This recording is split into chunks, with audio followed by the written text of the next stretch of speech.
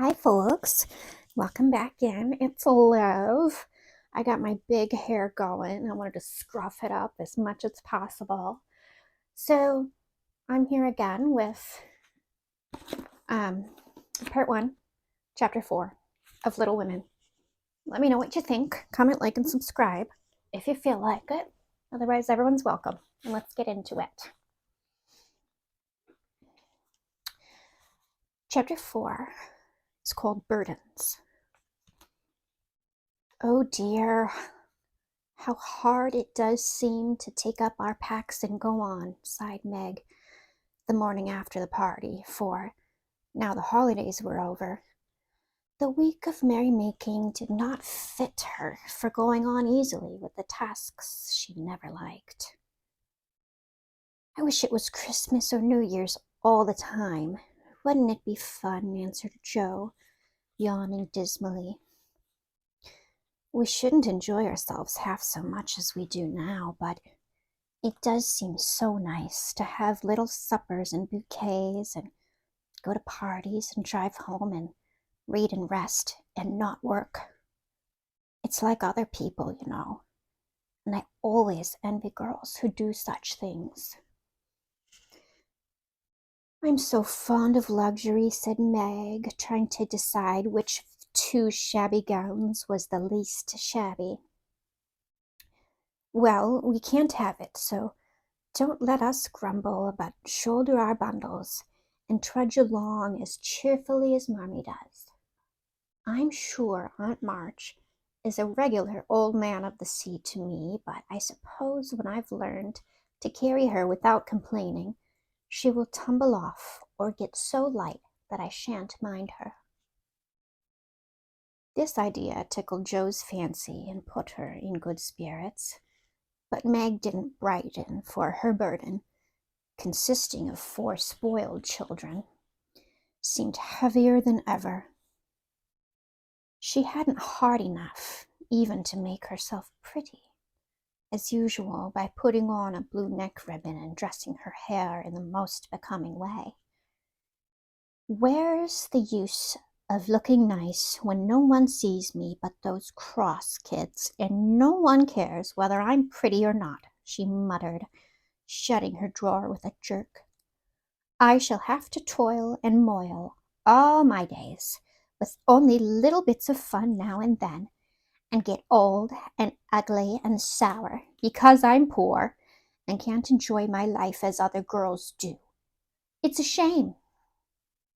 So Meg went down, wearing an injured look, and wasn't at all agreeable at breakfast time. Everyone seemed rather out of sorts and inclined to croak. Beth had a headache and lay on the sofa trying to comfort herself with the cat and 3 kittens. Amy was fretting because her lessons were not learned and she couldn't find her rubbers. Joe would whistle and make a great racket getting ready.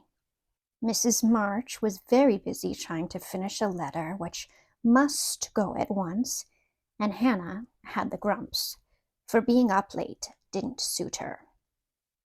There never was such a cross family, cried Jo, losing her temper when she had upset an inkstand, broken both footlacings, and sat down upon her hat. You're the crossest person in it, returned Amy, washing out the sum that was all wrong with the tears that had fallen on her slate.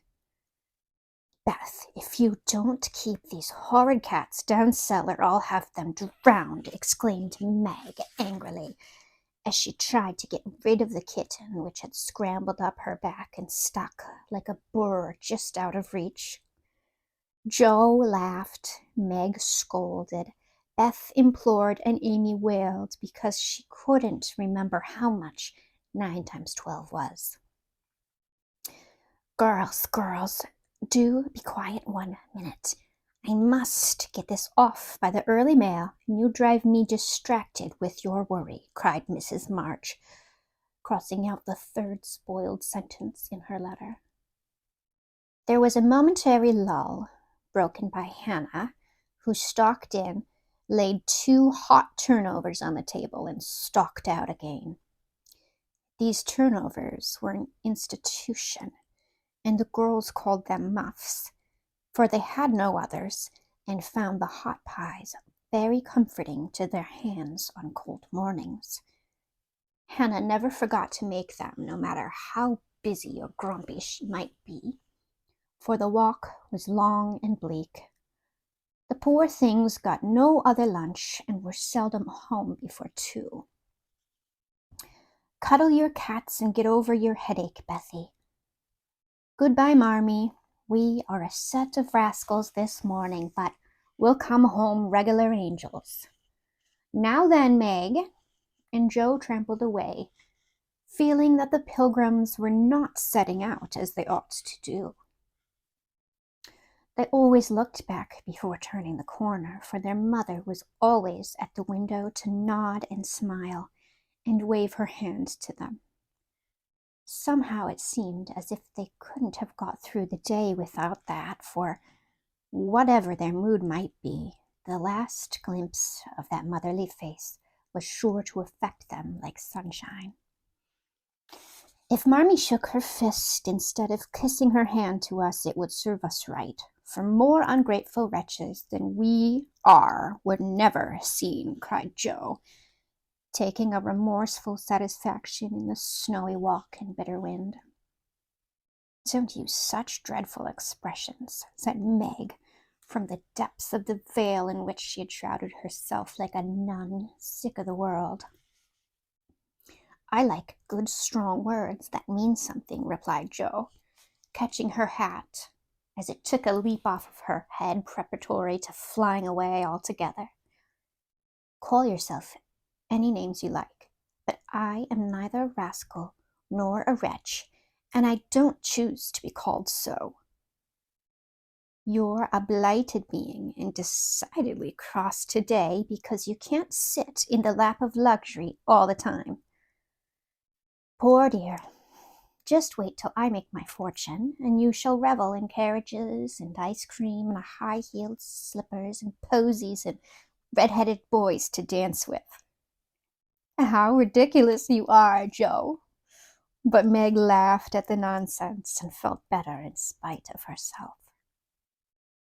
Lucky for you I am, for if I put on crushed airs and tried to be dismal as you do, we should be in a nice state. Thank goodness I can always find something funny to keep me up. Don't croak any more, but come home jolly, there's a dear.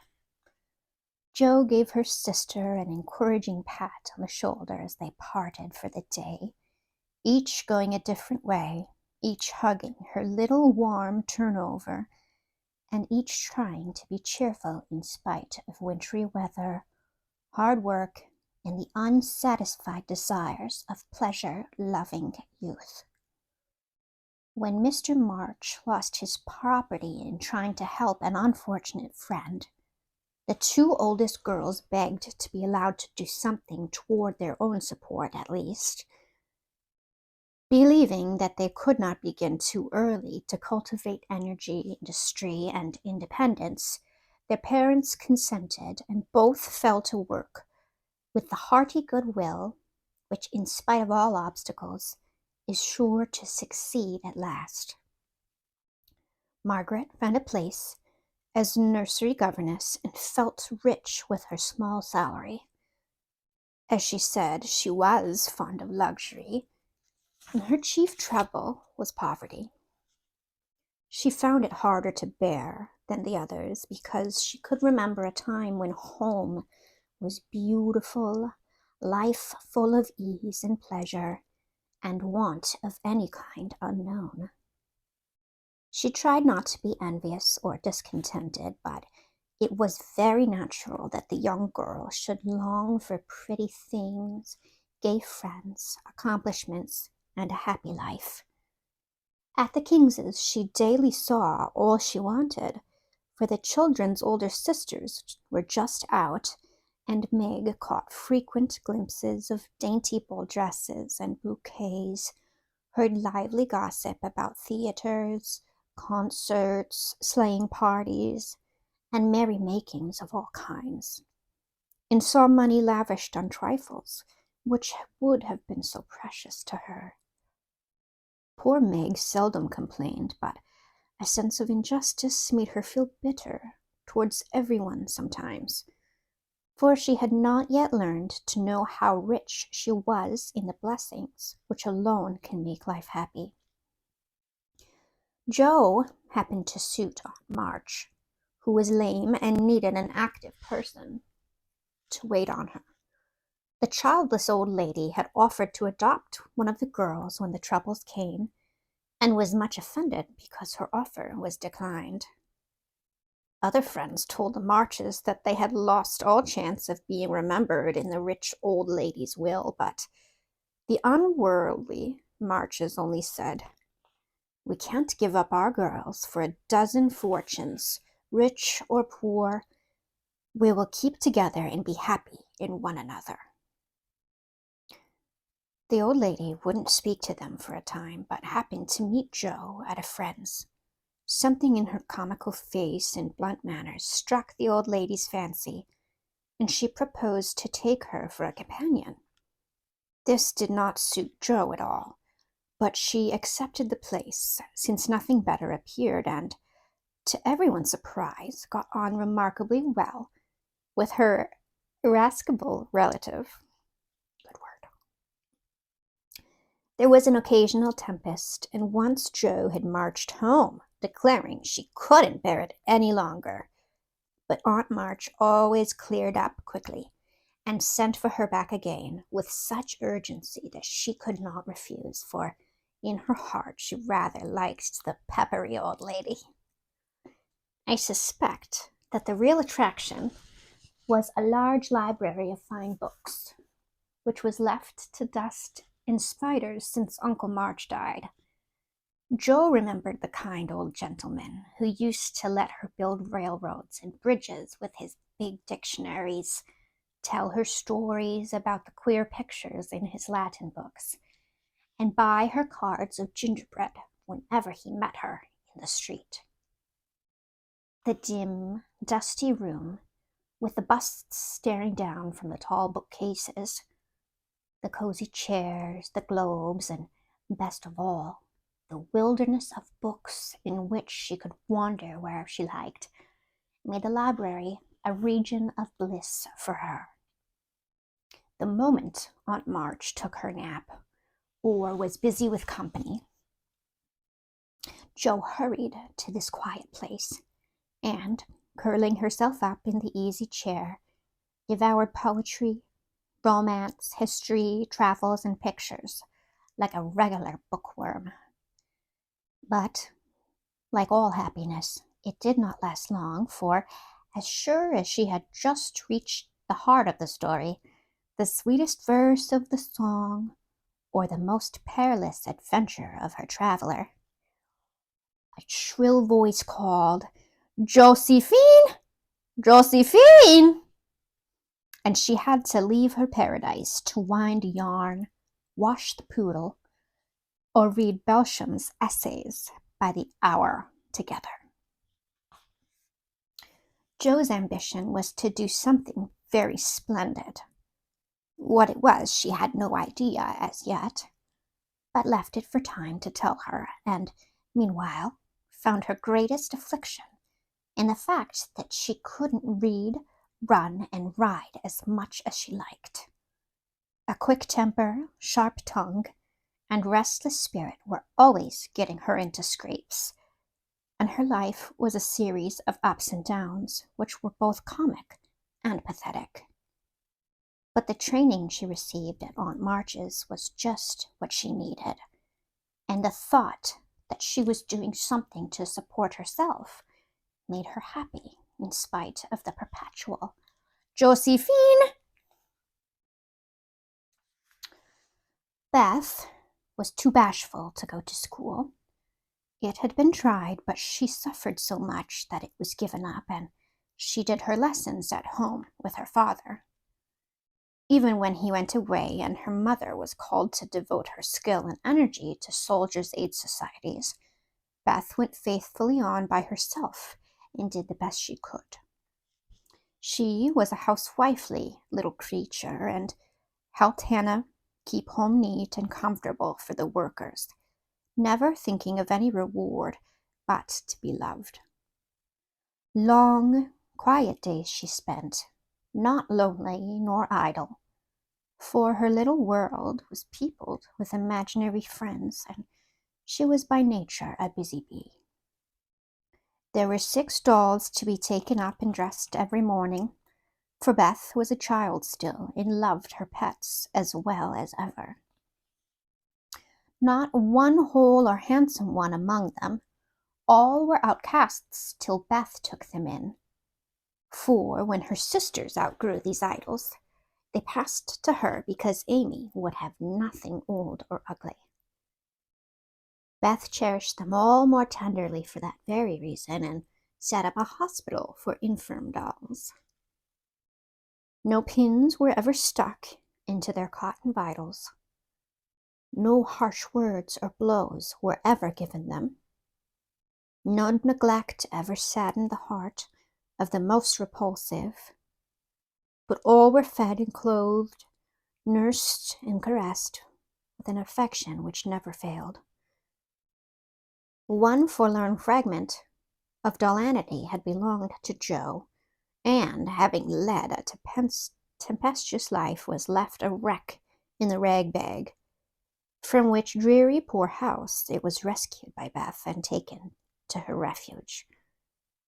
Having no top to its head, she tied on a neat little cap, and as both arms and legs were gone, she hid these deficiencies by folding it in a blanket and devoting her best bed to this chronic invalid.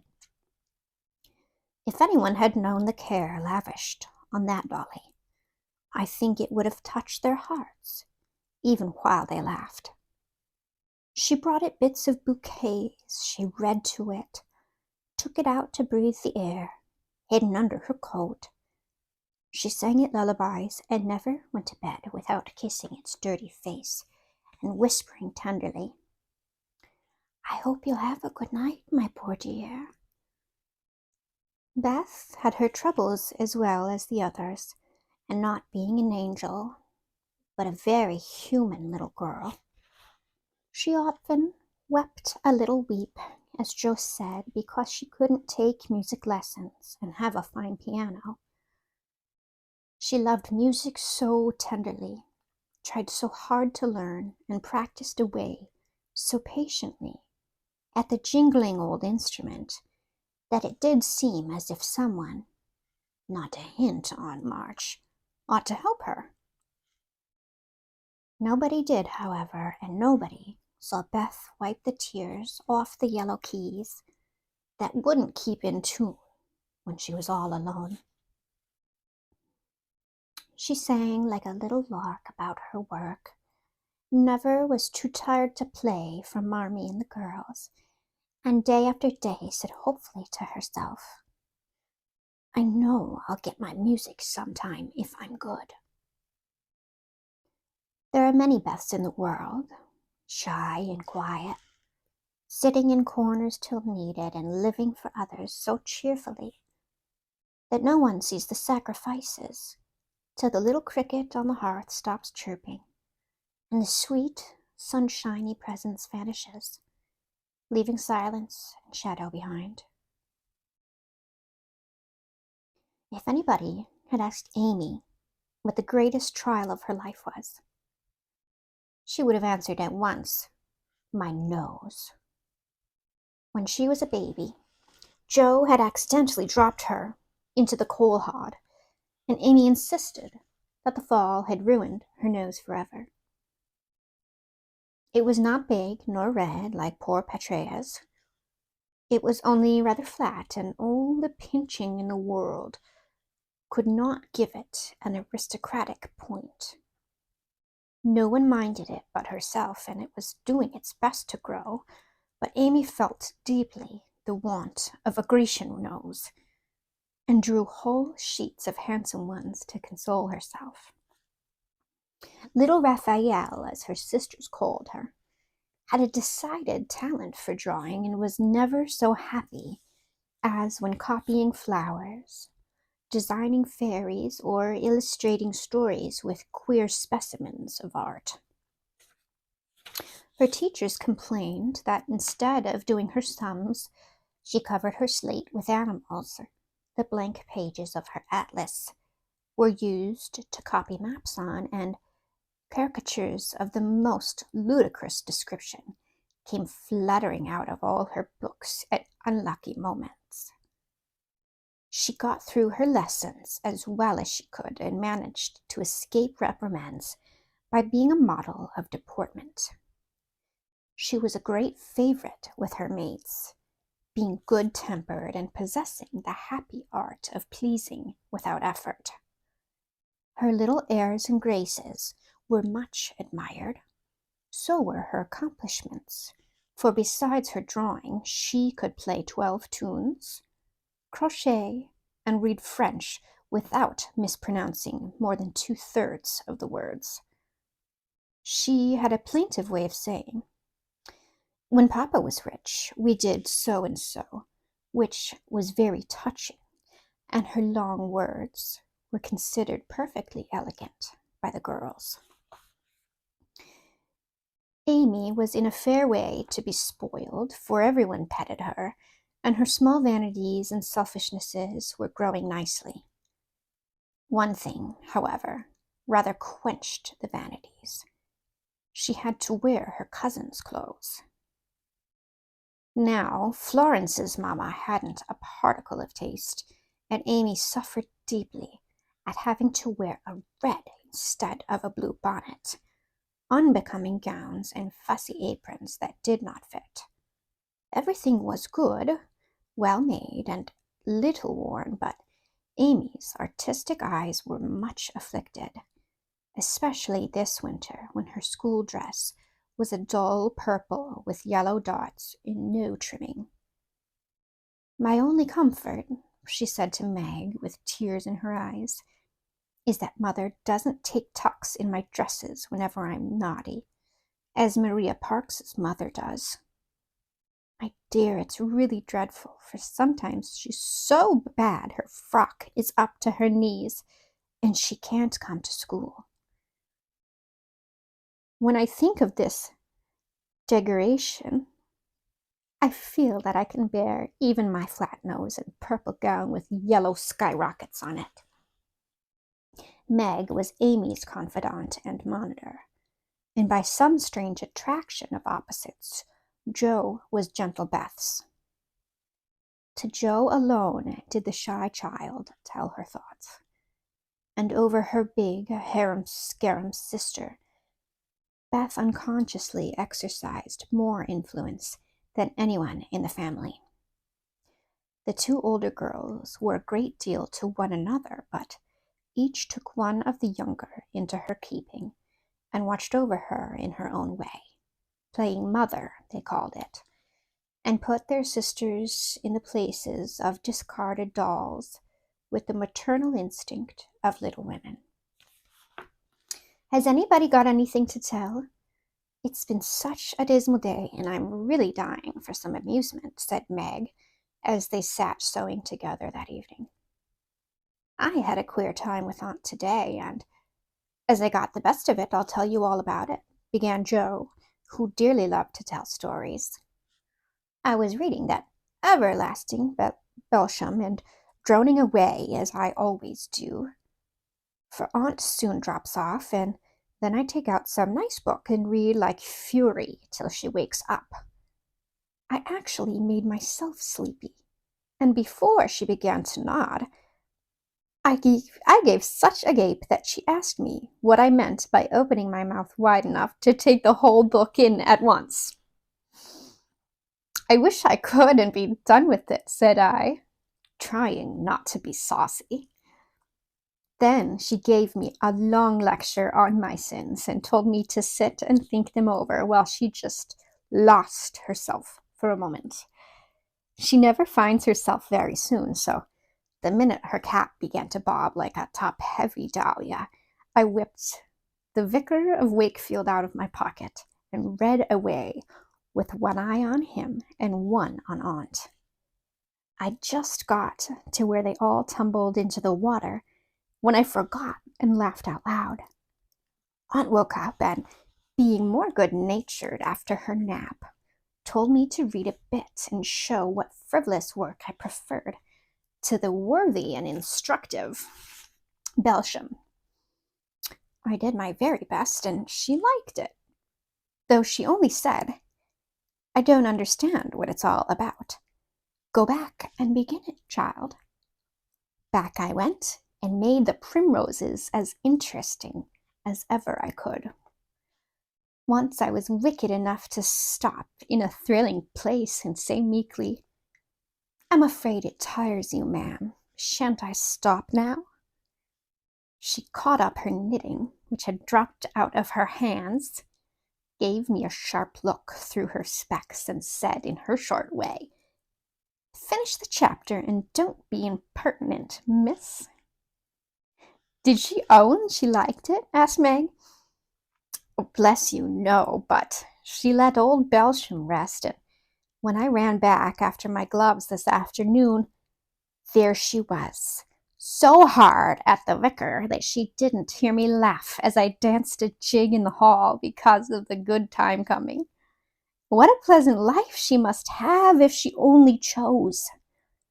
I don't envy her much, in spite of her money, for after all, rich people have about as many worries as poor ones, I think," added Joe. "That reminds me," said Meg, "that I've got something to tell. It isn't funny like Joe's story, but I thought about it a good deal as I came home. At the King's today I found everybody in a flurry, and one of the children said that her oldest brother had done something dreadful, and Papa had sent him away. I heard Mrs. King crying, and Mr. King talking very loud, and Grace and Ellen turned away their faces when they passed me, so I shouldn't see how red their eyes were. I didn't ask any questions, of course, but I felt so sorry for them and was rather glad I hadn't any wild brothers to do wicked things and disgrace the family." "I think being disgraced in school is a great deal tryinger than anything bad boys can do," said Amy, shaking her head as if her experience of life had been a deep one. "Susie Perkins came to school today with a lovely red carnelian ring. I wanted it dreadfully and wished I was her with all my might. Well, she drew a picture of Mr. Davis with a monstrous nose in a hump, and the words, 'Young ladies, my eye is upon you,' coming out of his mouth in a balloon thing. We were laughing over it when all of a sudden his eye was on us, and he ordered Susie to bring up her slate. She was paralyzed with fright, but she went, and oh, what do you think he did? He took her by the ear, just fancy how horrid, and led her to the recitation platform and made her stand there half an hour, holding that slate so everyone could see." "Didn't the girls laugh at the picture?" asked Joe, who relished the scrape. "Laugh? Not one. They sat as still as mice, and Susie cried quarts, I know she did. I didn't envy her then, for I felt that millions of carnelian rings wouldn't have made me happy after that.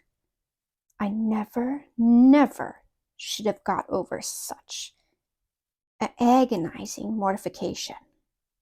And Amy went on with her work, in the proud consciousness of virtue and the successful utterance of 2 long words in a breath.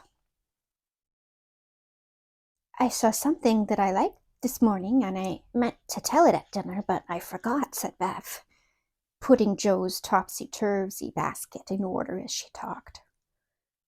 "When I went to get some oysters for Hannah, Mr. Lawrence was in the fish shop, but he didn't see me, for I kept behind a barrel, and he was busy with Mr. Cutter, the fishman. A poor woman came in with a pail and a mop, and asked Mr. Cutter if he would let her do some scrubbing for a bit of fish because she hadn't any dinner for her children and had been disappointed of a day's work. Mr. Cutter was in a hurry and said no rather crossly, so she was going away looking hungry and sorry when Mr. Lawrence hooked up a big fish with the crooked end of his cane and held it out to her. She was so glad and surprised she took it right in her arms and thanked him over and over. He told her to go along and cook it, and she hurried off, so happy. Wasn't it good of him? Oh, she did look so funny, hugging the big, slippery fish and hoping Mr. Lawrence's bed in heaven would be easy.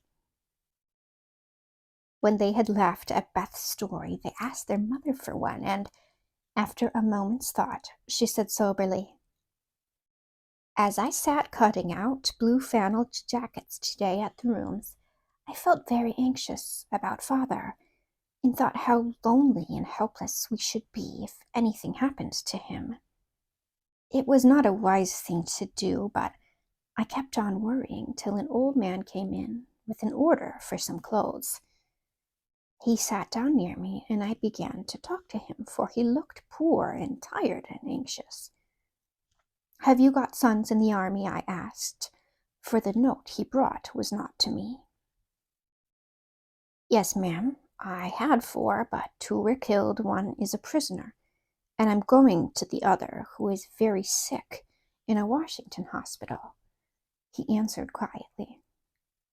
'You have done a great deal for your country, sir,' I said, feeling respect now instead of pity.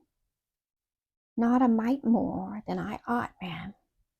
I'd go myself if I was any use. As I ain't, I give my boys, and give 'em free.'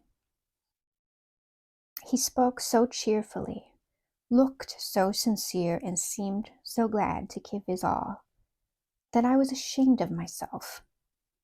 I'd given 1 man and thought it too much, while he gave 4 without grudging them. I had all my girls to comfort me at home, and his last son was waiting miles away to say goodbye to him, perhaps. I felt so rich, so happy, thinking of my blessings, that I made him a nice bundle, gave him some money, and thanked him heartily for the lesson he had taught me. Tell another, mother, one with a moral to it like this. I like to think about them afterward, if they are real and not too preachy," said Joe after a minute's silence. Mrs. March smiled and began at once, for she had told stories to this little audience for many years and knew how to please them. Once upon a time, there were 4 girls who had enough to eat and drink and wear, a good many comforts and pleasures, kind friends and parents who loved them dearly, and yet they were not contented. Here the listeners stole sly looks at one another and began to sew diligently. These girls were anxious to be good and made many excellent resolutions, but they did not keep them very well and were constantly saying, "If we only had this," or "If we could only do that," quite forgetting how much they already had and how many pleasant things they actually could do. So they asked an old woman what spell they could use to make them happy, and she said, "When you feel discontented, think over your blessings and be grateful." Here Joe looked up quickly, as if about to speak, but changed her mind, seeing that the story was not done yet. Being sensible girls, they decided to try her advice and soon were surprised to see how well off they were. One discovered that money couldn't keep shame and sorrow out of rich people's houses. Another that though she was poor, she was a great deal happier with her youth, health and good spirits than a certain fretful, feeble old lady who couldn't enjoy her comforts. A third that, disagreeable as it was to help get dinner, it was harder still to have to go begging for it.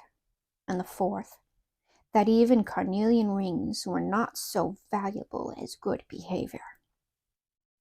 So they agreed to stop complaining, to enjoy the blessings already possessed, and try to deserve them, lest they should be taken away entirely instead of increased.